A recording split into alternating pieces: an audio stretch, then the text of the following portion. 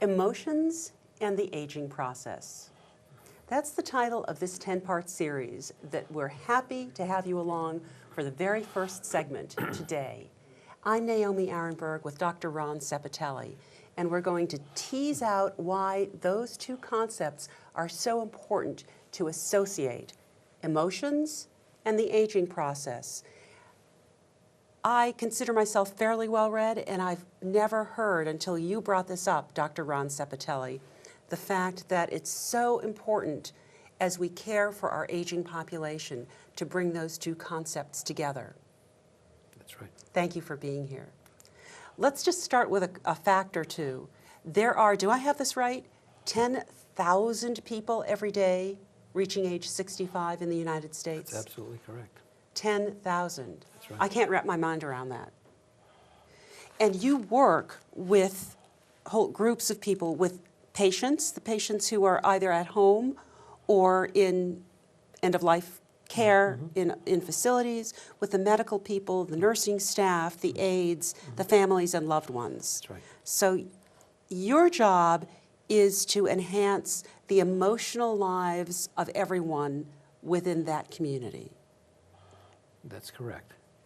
Go ahead. Also, I try to help them use their emotions, okay, to enhance their life. Before we get into why this is so important to the world, why is it important to you? How did you get into this line of work? Well, I got into this line of work when I started my doctoral program, and part of the program was to do an 18-month externship in some type of residential facility where people had thought disorders. And where was this? This was in Vermont, okay? What was your school? The school was the Boston Graduate School of Psychoanalysis, okay, which was in Boston, but my work was in Vermont. And out of convenience, across the street from my office was a nursing home. So it was just simple. I could go over there and do my externship, and I really had no great interest in working with elderly people. I had them in my practice, but just part of my broad practice. However, after starting to work in there, everything changed. So you felt it was a calling, in a sense. I guess you would call that, yes, absolutely. Wonderful. That's really good to know.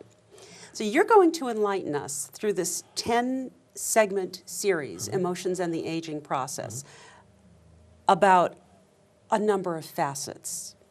Why have you come to this point after a couple of decades working in this field? Why do you feel it's so important for the rest of us to associate emotions and the aging process and all of what that means? All right. Well, through my work, not only for my doctoral program, but after the research I did, I've worked with rehab units, I've worked in hospitals, I worked 3 years with 11 nurse leaders at a major teaching hospital, working with them. I've given many presentations, and what I've found out in these experiences is that emotions play a much greater role in healthcare and the interventions in healthcare than people actually believe. And do you mean the emotions of the person receiving the care, the patient, and or the emotions of the entire team, which again includes family, loved ones, or we can call those caregivers, the professionals, the aides, the nurses, the doctors? Whose emotions are we talking about? We're talking about everyone's emotions, okay?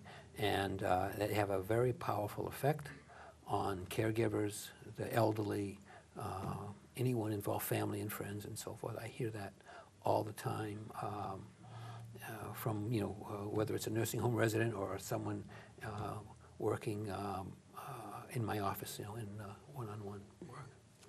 This is Dr. Ron Sepitelli. I'm Naomi Arenberg here on our maiden voyage through a 10-part series called Emotions and the Aging Process. Glad you're along with us. So I know you have a number of case studies to tell us about. We're going to start with one about a man named Doug, Yes. or a man you'll call Doug. Yes. Let's work a little bit first with the idea of emotions.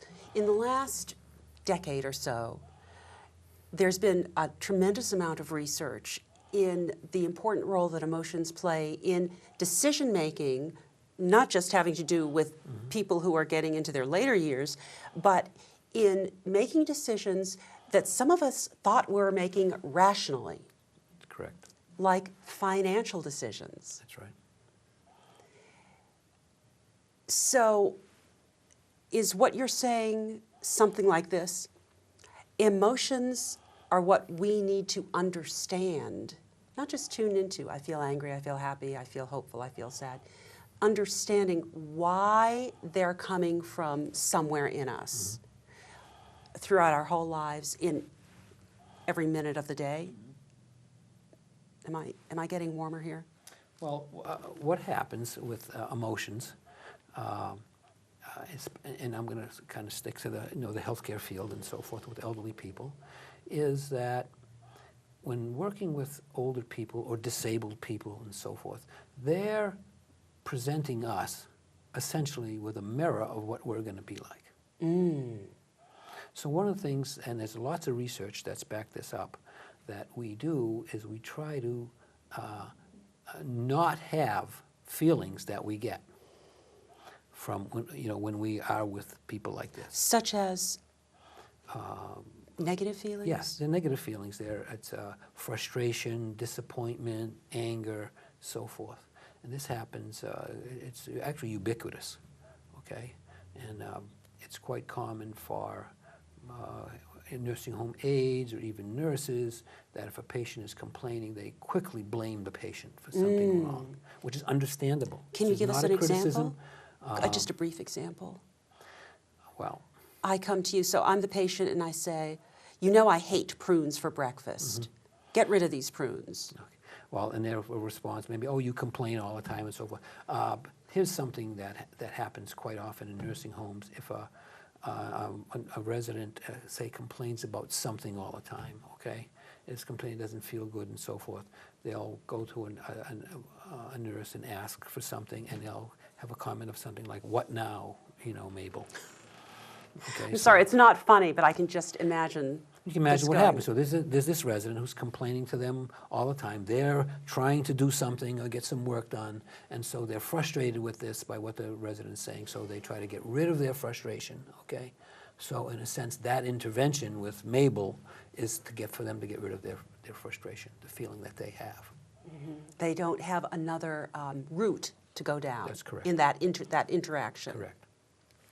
So let's go now into a man you've named Doug, not his real name, with this in mind, with this the link, the important and strong link between emotions and the decisions that we make all the time about how to interact with each other. So I'm using Doug as an example because here he works with both the family. It's about Doug, the resident, his son, which is a family, an aide, and a nurse. Okay, so we have all components of it together. So here's Doug. He's in a nursing home. He had a stroke. He had some dementia. He has confusion and so forth. He'd been in the nursing home for maybe 6 or 7 months. Excuse me, and he is an older person. Oh yes, he was 90 maybe, or 88 or something like that.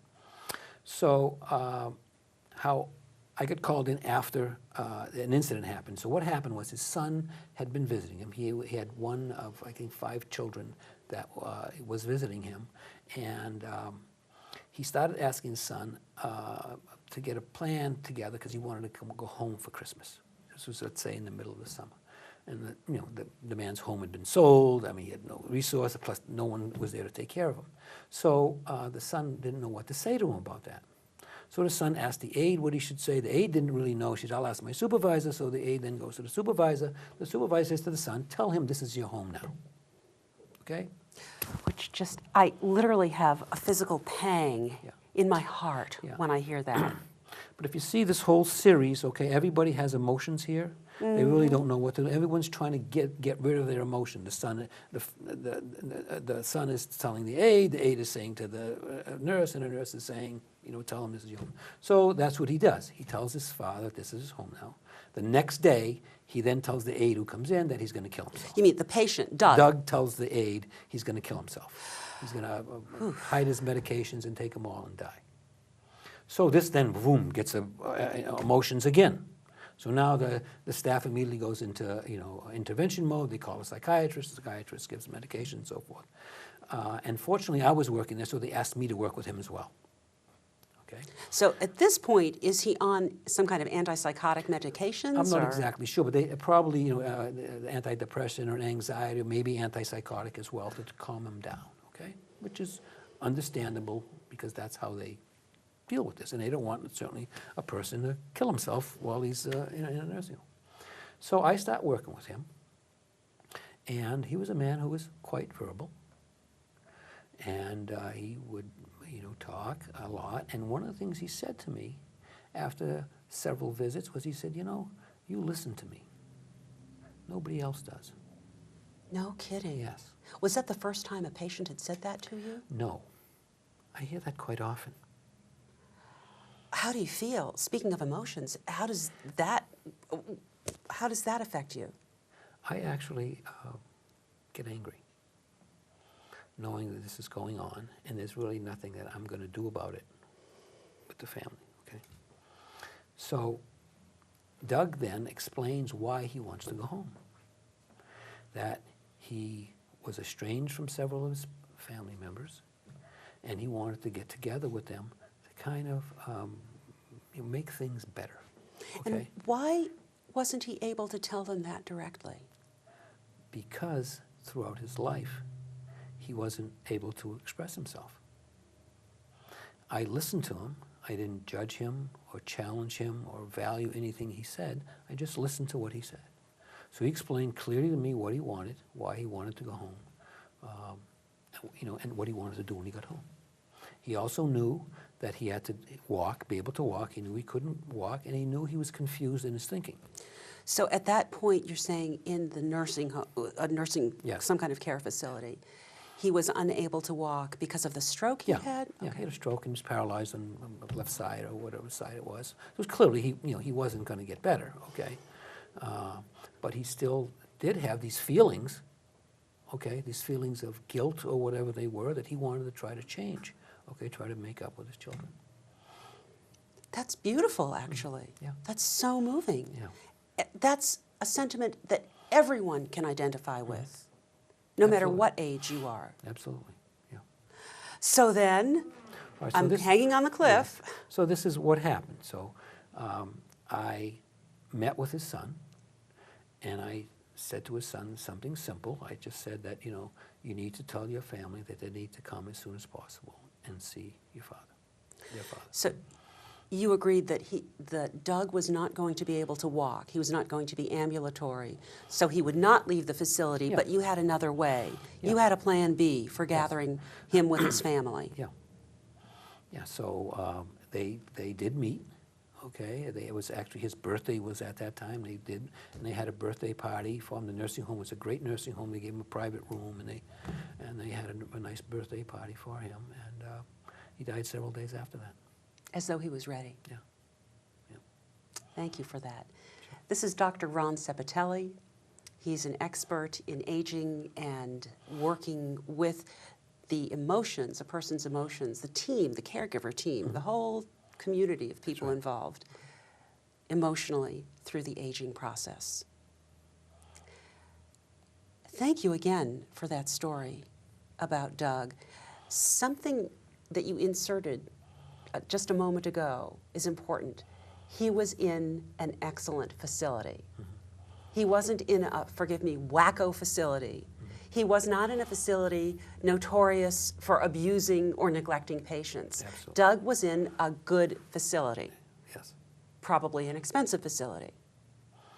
I'm not sure about the financial part Okay. of nursing homes, but yes, and I do want to say that my experience, and this is now about 12 years I've been doing this, is I have met some of the most professional, compassionate, hardworking people in this field. I consider a lot of them my friends, and I actually enjoy being around them.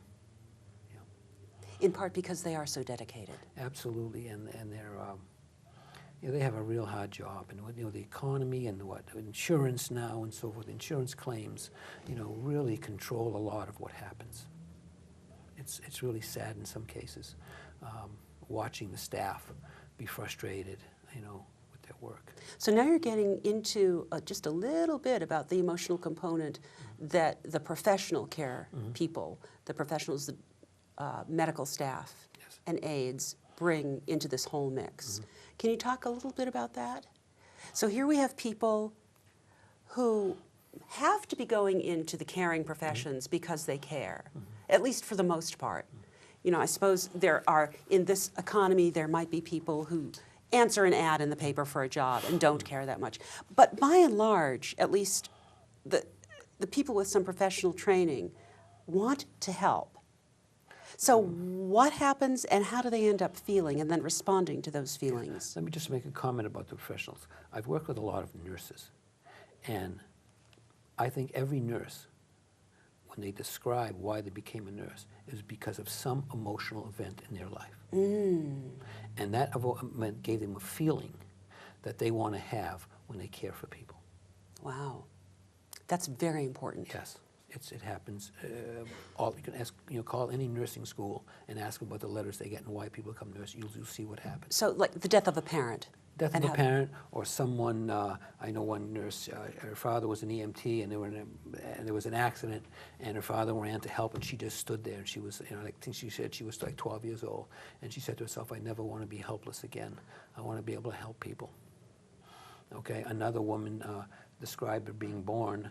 And her father, telling her that both she and her mother almost died, and her father telling her about how the nurses that helped him and helped him get through this whole thing and so forth. And she said, "I want to be like those nurses." Wow. Yeah. Yeah. And even someone I'll bring up later, this man John Rackley, his daughter now is becoming a nurse, and it's in her letter I read. It was about her father and what happened to him. Who is severely disabled. Yes. So this is what So this is what happens and why we go. So here we have a mix. Yeah. I'm going to make an analogy with cooking. Feel free to tell me it's really off base. Right. We have all these ingredients. And I'm thinking in cooking, you take a lot of ingredients. I don't know about you, but I would not eat flour out of a package. But when you mix the flour with a little sugar and a little butter and an egg and fry it up and it becomes a pancake, a little leavening, it's delicious.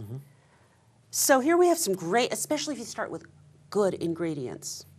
So we have these great dedicated caregivers. We have people who are people. Most people are good people at heart. They don't go into nursing homes thinking, I'm going to burn this place down or I'm going to hurt myself. Okay, they've lived their lives well. And we have family members, at least some of whom care, who all care, might be estranged, as was the case with Doug, but at least have some caring feelings. But the cake falls when you put it in the oven. Yeah. Do you want to talk a little bit about what happens? Well, what happens in the field and working with elderly in nursing homes or people who work with oncology and in ICUs and so forth, people don't get better, okay, in a lot of cases. So, Well, they certainly don't get younger. right, and so just for example, an aide in a nursing home, she's taking care of someone, or he's taking care of someone who's very old, and they're cleaning them and bathing them and feeding them and so forth, and they don't get better, or they may complain, or they may get an ulcer, and they're trying to do this, so there's essentially nothing that they get back. For example, if you're with a baby, okay, you feed the baby gets better, yip, yippee, and so forth and so on. This doesn't happen, or rarely happens, working with very old people who are hospitalized. But it strikes me that there are emotional connections to be made. Oh, absolutely, absolutely. That many residents talk to me about how they like having the same aide. They And another interesting thing I found out is that the residents often know much more about the aides than the aides know about the residents. That's fascinating. Yes. Because while they're working with them, the aides will talk about themselves. And the residents will ask them questions, or where were you, where you Sure. grew up, where your family was, and so forth. Yeah. That's very interesting, and it makes perfect sense. So, speaking of emotions and people who complain, we have only a few minutes left in this segment 1. This is the first segment of a 10-part series on emotions and the aging process with Dr. Ron Sepitelli. You worked in a deep way with a woman who was not very well liked in her nursing home. That's correct. Tell us about Mary. Okay. So I first got involved with Mary as I had heard a little bit about her, working in this facility, okay, with the medical director and so forth. And what I'd heard was she complained all the time. She didn't like the food. She didn't like the way people brushed her teeth. She didn't like the way they cleaned her. She didn't like other people. And she had her eyes closed shut like that for the entire time. She'd been there almost a year. So I'd heard this about this woman, and that she would hallucinate. And she would say all these kind of crazy things and so forth. So I just heard her in passing. And the other interesting thing that I was always interested in her was a couple of the staff members said they thought she was going to die soon. I was always interested, how does someone know another person is going to die? Because most of the patients are spending their last however many years, but they might be between the ages of roughly 65 and 100. Sounds good. So yeah. if Absolutely. a woman is 88, it doesn't mean she could be there for another 12 years. Absolutely. I've worked with several nursing home residents for 10 years. Okay, so I'm talking with the medical director one day, and the nurse comes in and said, Mary's hallucinating. So we walk down to her room, and there she is in there, and she's yelling, kind of groaning, oh, they've tied my feet up. They're trying to drag me. Okay, they want to kill me.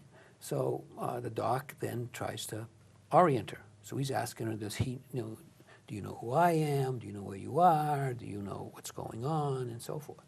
And she's trying to kind of answer him, okay? But she goes back to the kind of groaning about her legs being tied up. So he looked at me and said, do you want to ask her anything? So I went, walked over, I bent down close to her, and I asked her, who tied your legs up? And she said, oh, my mother and him. They did it. They want to kill me. And then she said, who are you? So she was oriented. Correct. So I asked her a question. I'm another person. I asked her a question about, even though it's what was going on, she connected to me. Okay, so she could take it out. So I knew she was, this was, I think what may be, I may term a hypnagogic state, half asleep, half awake, okay, is what was going on. Not positive. So anyway, she connected with me. She said, who are you? I explained who I was and so forth. So then I asked the doc if I could start working with her. Now, it strikes me that something about you, and something about her, some factors in the situation made her receptive to you. She could have said, said, get away from me. So what I did was, it was an essential, basic tenet of receptive listening, okay? So I was receptive to what she was saying. She was saying, they tied me up, they're trying to drown me, or whatever that was, and I was receptive to it by saying who was trying to do that. Okay? And you also mentioned you got down close to her. Yes. And I'm thinking often with little children, that's important. Because from a child's perspective, grown-ups are giants. Right. So if you make yourself the same size, right. that She's can lying help. she's lying in a bed, okay? So if I'm standing up there 6 feet tall looking down, I'm just a big guy, so if I get down there with her, I'm kind of on her level. I'm in a sense joining her, okay, where she is what I'm doing. You're having a conversation. Yes. Very interesting. Yes. So I'm going to leave Mary there for the moment. Okay. And we're going to hear all about Mary's story, which does have a great ending. It does. In the next segment. Yes. First, to finish out these last few minutes, I want to remind everyone that we're grateful to you for being here with us during our very first segment of Emotions and the Aging Process. I'm Naomi Arenberg with Dr. Ron Sepitelli. Throughout this 10-part series, we'll be asking for your questions and comments. So stay tuned. There'll be a note on your screen with an email and a telephone number and a website. You can get in touch with us and ask any questions and make any comments at all about this series, Emotions and the Aging Process. Ron, how should we wind this up in the next couple of minutes? Well, we could talk a little bit more about Mary. Sure. If you'd like. I'll explain a little bit about her in the nursing home. She was, again, someone who came to the nursing home with a stroke, and she had some dementia as well about that. Her life was, she did not live a good life. And even though she was 88 when I started working with, she, essentially her entire life, she was emotionally disabled or distraught and so forth. Yeah. Was that congenital or because of things that happened to her? Things that happened to her, yeah. Yeah, and so, one of the things, for example, that I gave the nursing home staff a real hard time was she could not swallow her medications. Could she swallow anything? She could eat, yeah, though she didn't like the food, okay, but and they spent basically their entire day giving her medications. I mean, they I pulverized can't them. imagine Yes. how frustrating that Yeah. must have been. Now, she just, they did everything. They cajoled her. They told her how it would make it feel better. They told all these things to try to get her to help her to swallow. Now, she wasn't trying to not take them. She did want to take them, but she just couldn't swallow them. Wow. But what we'll find out the next time is why she couldn't swallow them. I was just going to say, It was really, nobody got to the bottom of Right. why was- that might have helped solve. it was directly related to her past. Fascinating, and it makes perfect sense.